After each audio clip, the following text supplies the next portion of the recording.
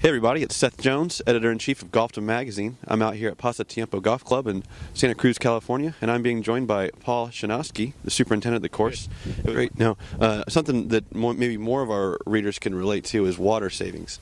We're standing here on number 3, and right here in the area we're standing on, you told me used to be irrigated, and it's not anymore. Can you talk to me about that project as well? So yeah, another big project started in 2008. We kind of took it upon ourselves to start to reduce water, and that the cost of water in Santa Cruz, we're on complete city water, so completely potable, fresh drinking water, and that's what the golf course is irrigated with.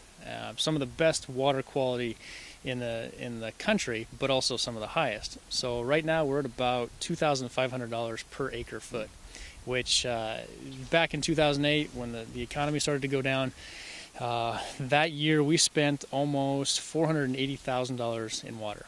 And we knew that with the way the economy was going, golf rounds were down, we couldn't continue to operate down that path. So yeah, we started cutting out, taking areas completely that we felt that were out of play. We just took those completely out of irrigation. So we moved sprinkler heads to the edges of fairways, edges of cart paths, and tried to save as much water as we could, which related into cost savings. That continued into 2009, where we continued to move some more heads, found some more areas that were out of play, and ended up with about 20 acres that were previously irrigated. But then also in 2009, we were hit with mandatory water restrictions, in which the city of Santa Cruz said, hey, you've got to cut back 30%. We'll give you 40 million gallons of water. You can use that water however you want, but if you go over, you're going to be faced with some significant fines, or since we're at the mercy of the city, they could have just flipped a switch and cut us off completely.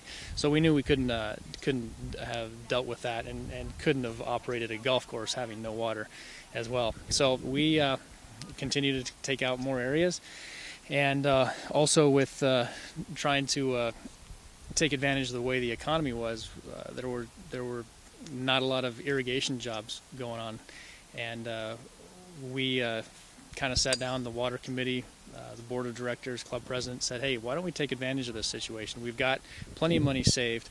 Let's try to get a new irrigation system in now while the economy is down and people are hungry for that work. So we not only put a new irrigation system in, but we also brought to the attention of our members that said, hey, we can go back and irrigate this golf course wall to wall. We can go all 100 acres, or we can go 70 acres, implement these native areas or naturalized areas, don't put any irrigation in those, and save a tremendous amount of money each year. You're going to save by not having to water, first and foremost, not having to fertilize. You're a lot less labor. You're not going to have to go out there and spray. The trees, you don't have to weed eat around. And so that relates to about, we figured about $150,000 per year. Just most of it's, 80% of that's probably in water savings.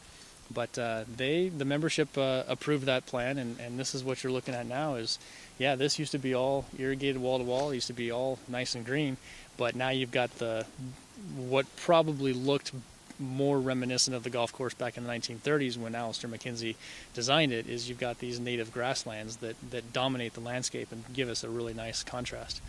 Thanks for watching Golfdom TV.